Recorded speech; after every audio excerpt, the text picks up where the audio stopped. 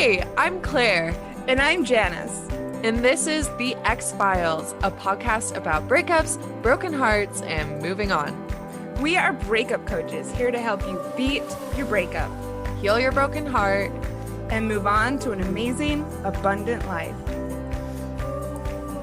Hello, everyone, and welcome back to the podcast. Today it's just me doing another solo episode. This time, as you've probably noticed from the title of the podcast, is all about changing unhealthy relationship patterns. But before I get into that, just a reminder, we have a super supportive Facebook group that you should definitely come be a part of.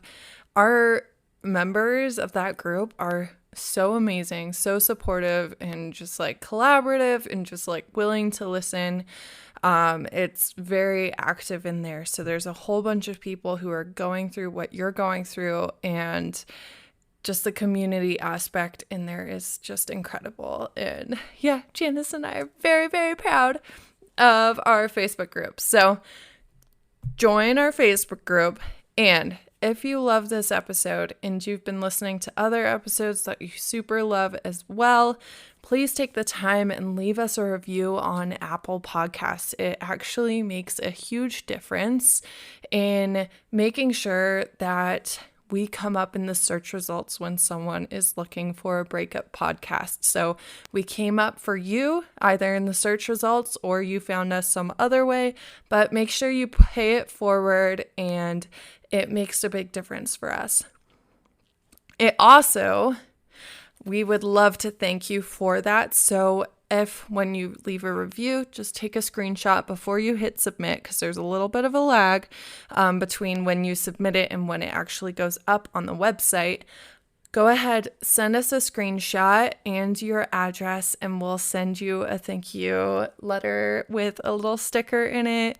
They are so cute. They're very minimalist, and no one will know that it's like a breakup sticker or anything like that. It's just a cool way that we thought of to say thank you. So, and right now we're doing that worldwide. So we just sent off a few to outside of the US, which is like really exciting. So if you would like a sticker, or also to just pay it forward to anyone who's also going through a struggle like this, please do leave us a review. So with that, my asks out of the way, let's talk about unhealthy relationship patterns and how to change them. So I knew that I had unhealthy relationship patterns when my first impulse after getting dumped, dumpster fire, everyone, you've heard of him. My first instinct after that was to immediately find a new relationship. I just remember being like in bed crying and like kind of looking back at my relationship past, but not in like a good way that I would now. I had never hurt that much before, and I had also never spent so much time alone. And this was weeks after the breakup had happened, and I was like not bouncing back. I was kind of frustrated with myself, and I looked back at my relationship history and was like, I'm always just happier in a relationship. Like, I just need to get back in a relationship. So I need to find someone. There had been like a history of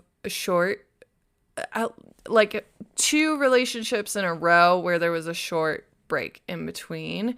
And that just, it was because the stars aligned, and I wasn't even like at the time looking or doing it intentionally. But this was a moment where I looked at that pattern and I was like, I'm going to be intentional about this, and this is what's going to make me feel better. And hint, it will not. It will not. So, but I thought, they had to be correlated. So I needed to find someone. So, it didn't turn out that way. But when I was crying in bed, smearing snot on my sheets, numbing the pain with the rush of a new partner seemed like a pretty good idea. So rushing into new relationships like that was an unhealthy pattern for me, because at that point I decided I was going to do it with intention. It had happened by chance, and from there I decided to be purposeful with it. But there comes a point when what is meant to protect starts to cause harm. So for me, I found myself, actually mourning the end of several relationships, necessary mourning that I had delayed by focusing on that band-aid of someone new. But like that wound would still fester. It just never got the attention it needed.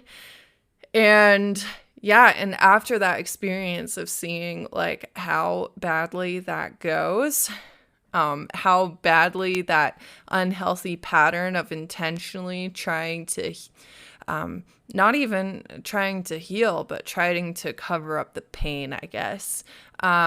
Seeing how that affected me, really inspired me to go into this work. And I got really good at helping people heal their hearts, because I had to do a ton of healing on myself. So today I will share what works when you decide that it's time to change your own unhealthy patterns. So in this post, I'll refer to patterns that no longer serve you as, quote, unhealthy patterns. However, I propose that you think of these patterns in a more positive light. Unhealthy patterns are not inherently bad. They're just maladaptive. Like, they were initially intended to protect you, and they started as survival mechanisms. But along the way, what started as a way to avoid or get us out of pain stopped serving our best interest. And as we get older, we start to gain more awareness. We start to become wise and wizened in our age.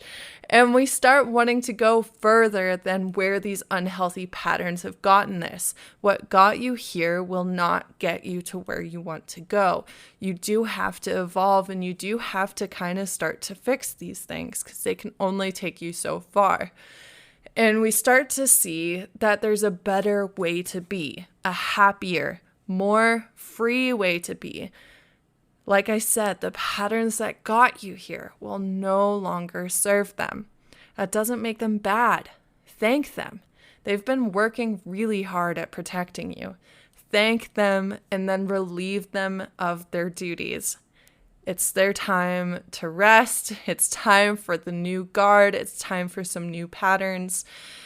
And yeah, I want that for you. And the fact that you're listening to this podcast tells me that you are ready.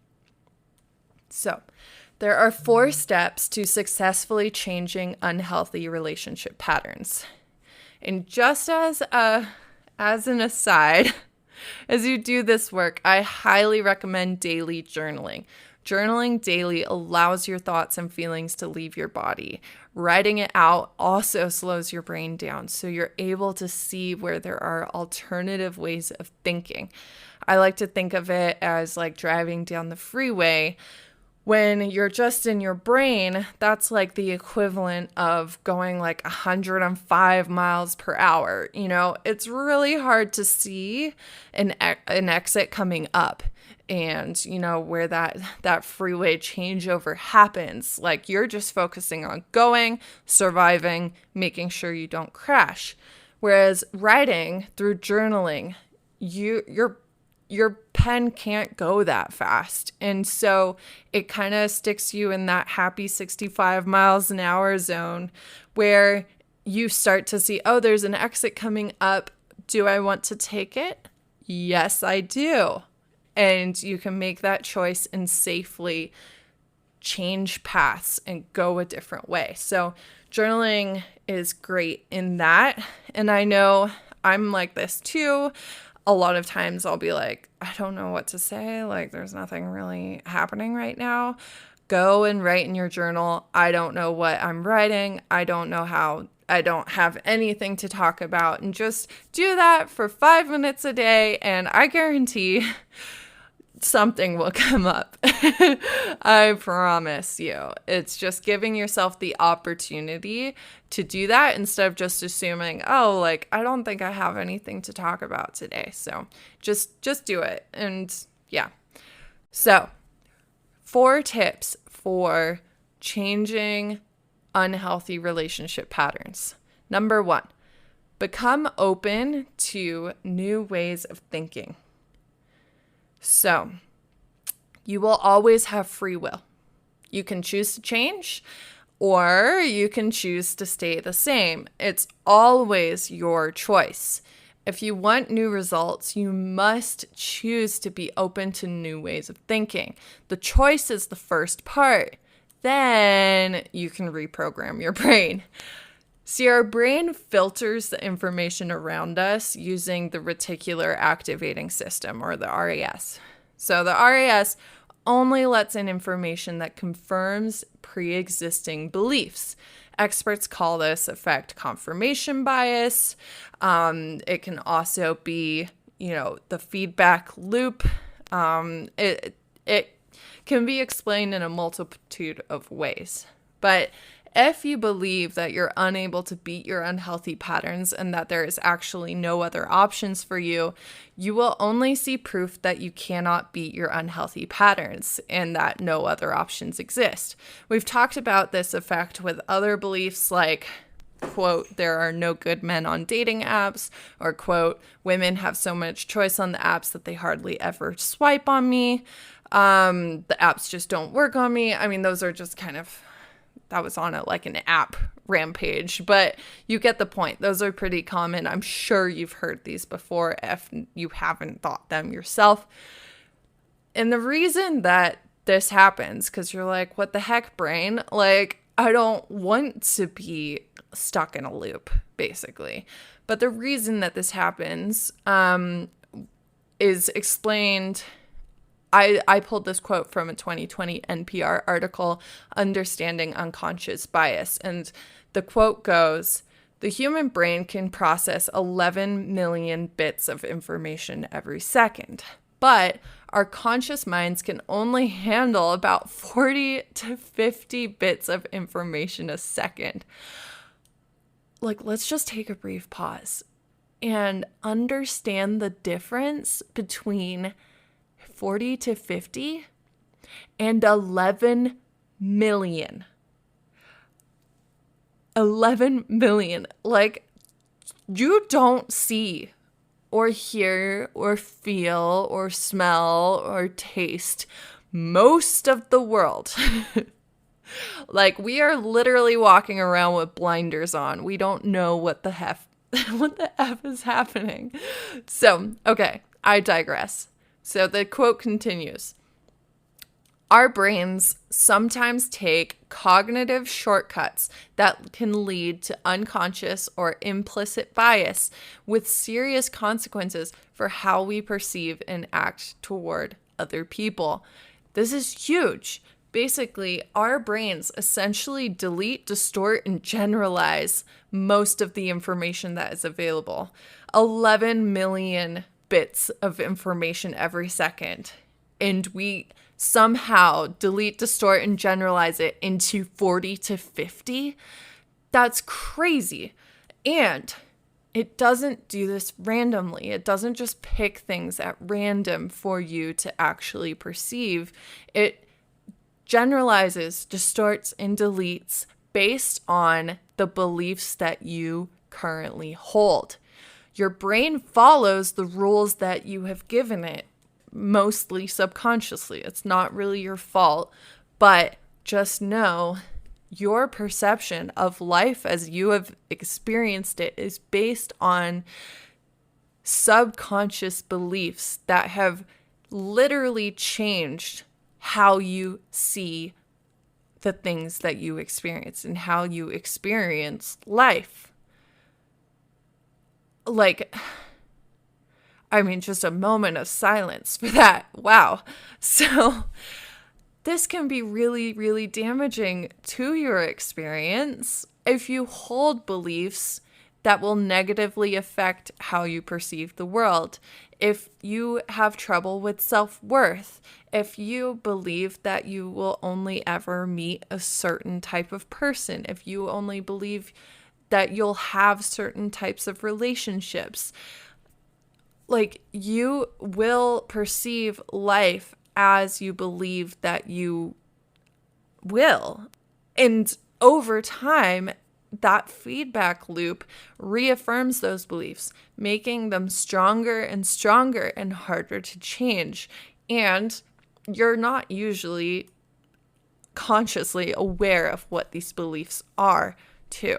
But you can reprogram the RAS by changing your thoughts. And the trick is to choose thoughts that you find believable, so you just don't write them off immediately. So, for example, my thought that led to my own pattern was, I will only feel better when I find someone new. So, if I were to try to change that, a Pollyannish thought would be, I'll feel better tomorrow. Obviously, that's not very believable when you're using your bed sheets as a tissue. So, no, my brain's no, that's fake. That's BS. I call bullshit. So, a better thought, or a more believable thought, would be, this too shall pass. I'm here for the ride. Feeling pain is part of being human. I don't need to run from this. You're not gonna die. This is part of the beautiful experience of being a human.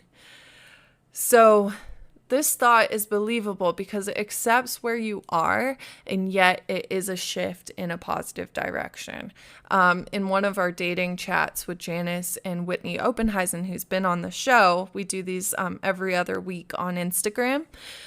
We did talk about how to change your thoughts, and Whitney suggested moving from a negative thought to a neutral thought instead of just going from negative to positive.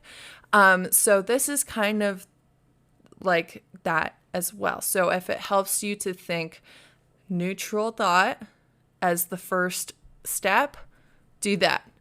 So another way to reprogram your RAS is to employ visualization. So by visualizing, you're giving your brain a new filter, because your brain doesn't know the difference between something that's actually happened to you and something that you've just imagined. So how cool is that? You can visualize yourself healing and watch as your back straightens, your tears lessen, your life becomes full of friends and travel. You learn about yourself, you grow and evolve as a person, you're becoming who you're meant to be, and eventually, when you have no lingering feelings for your ex, your eyes meet someone else's across the room.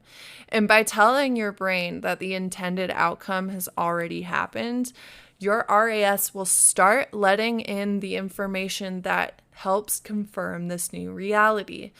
So it's kind of over time, as you consistently employ visualization and picturing, how do you want to feel? Yes, I know you don't want to be in pain anymore, but see how the emphasis there is on pain.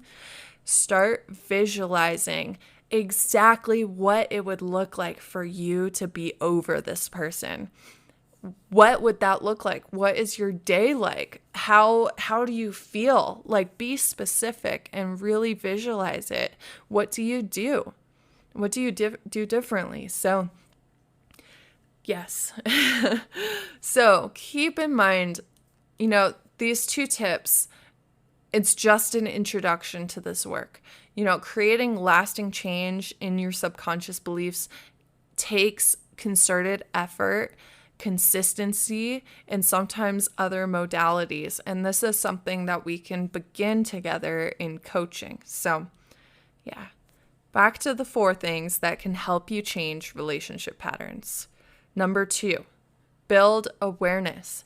In order to change relationship patterns that are no longer serving you, you must become aware of them.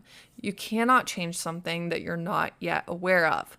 You may have an idea of what your unhealthy patterns are, like i.e., I always end up brokenhearted.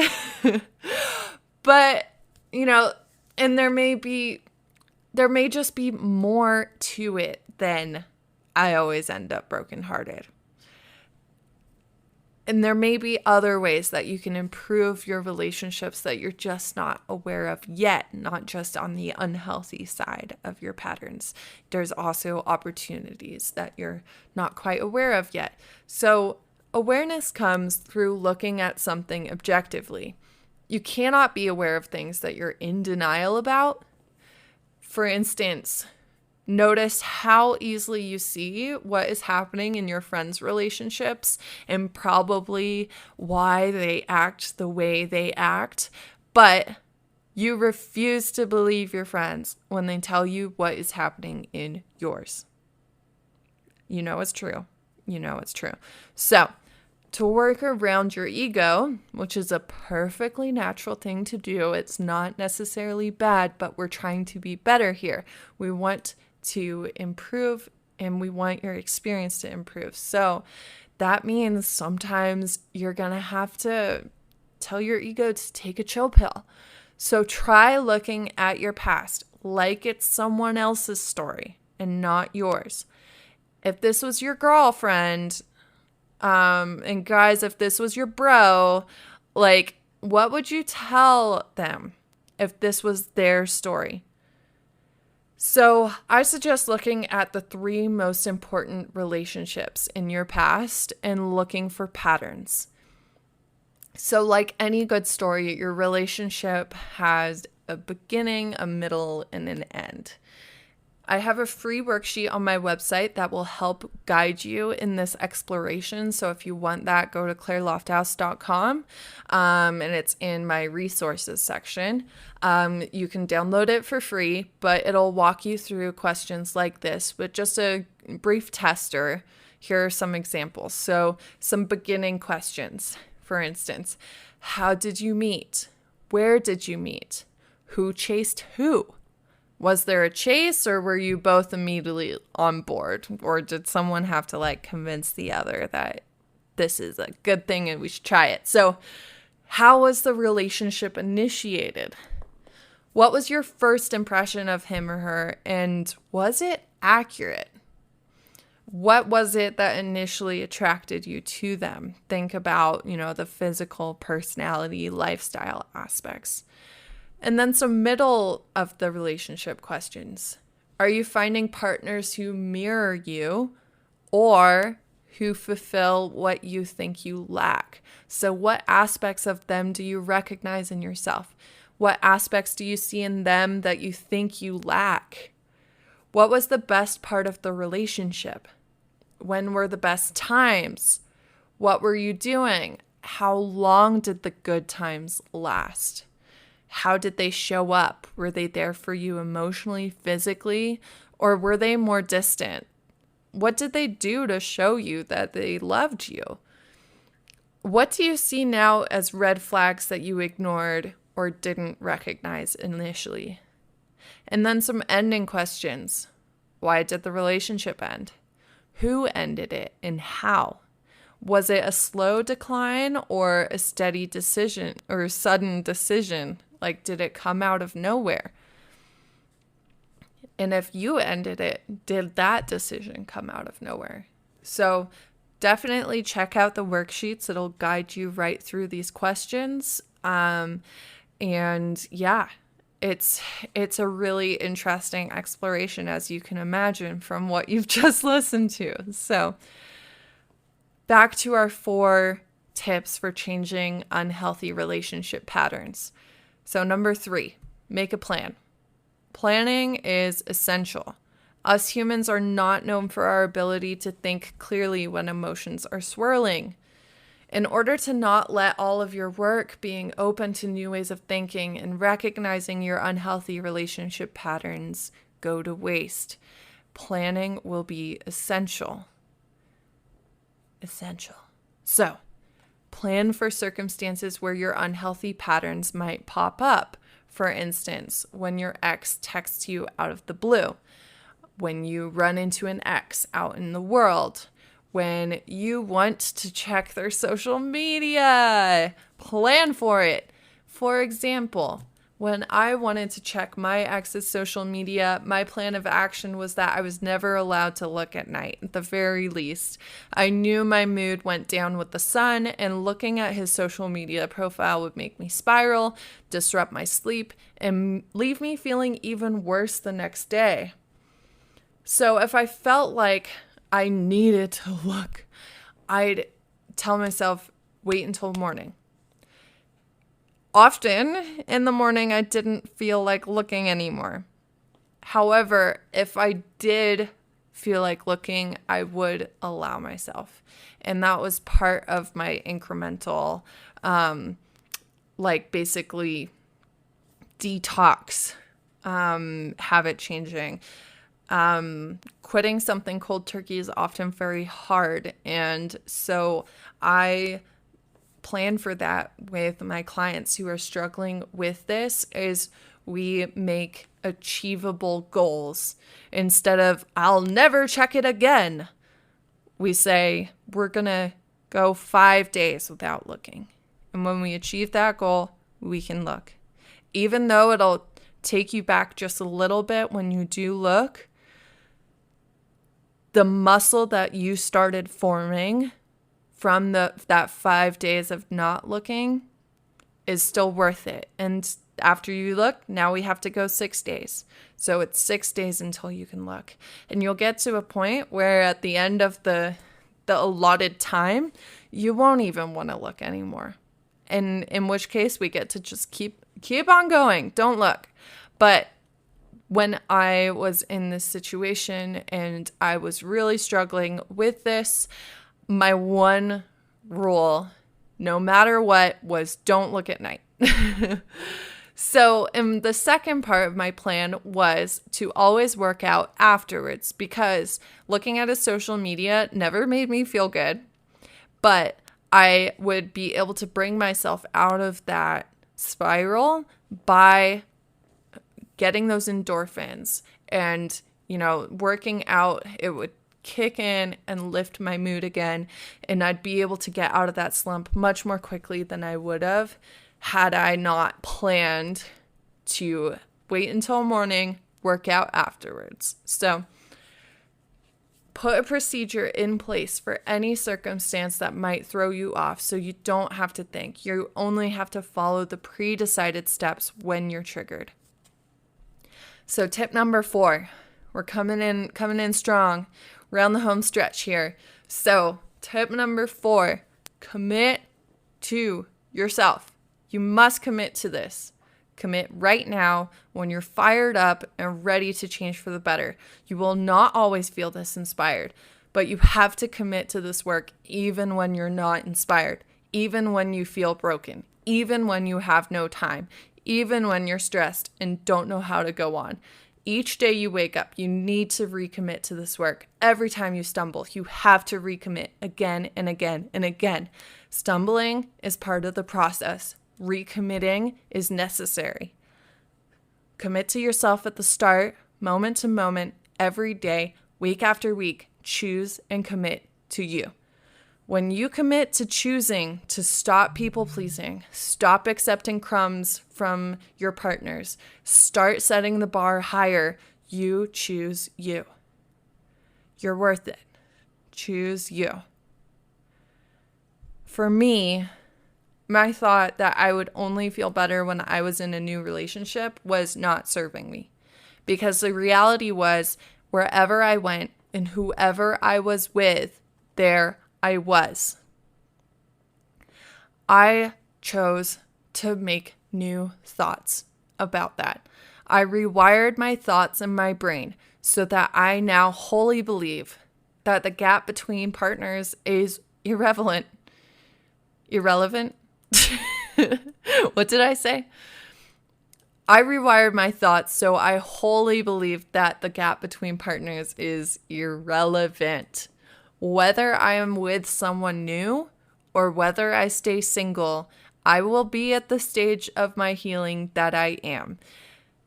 how I feel and my relationship status are as separate as Pangea.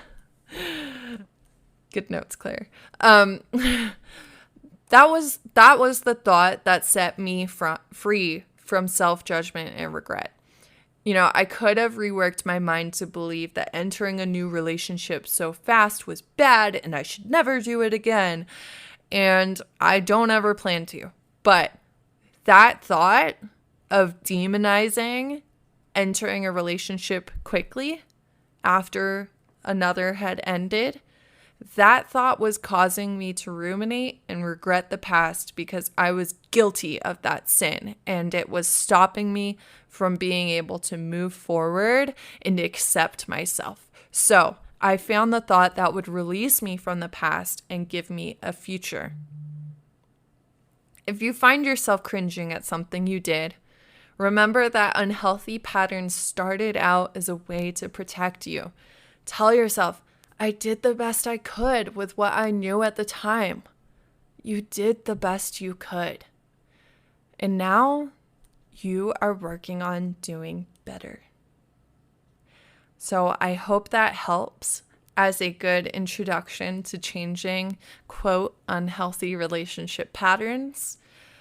If you would like to check out that free worksheet on my website, just go to clairlofthouse.com. If this made you want to get up and fucking go, then coaching might be for you, and you should book a discovery session with me, 30 minutes, totally free, no expectations, just to make sure I'm the right coach for you, you're the right client for me, and that it'll be so beneficial for you.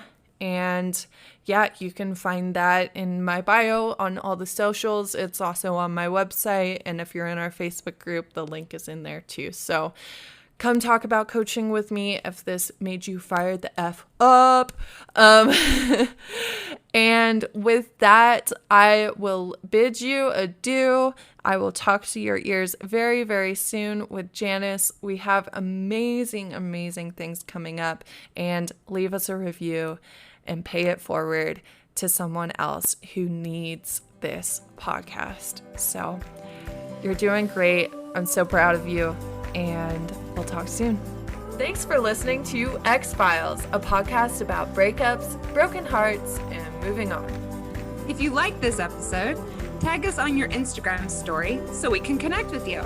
And you can find me, Claire, on Instagram at Clair Lofthouse. And me, Janice, on Instagram at Janice Formicella. If you'd like to join our online community, find us on Facebook at Breakups, Broken Hearts, and Moving On.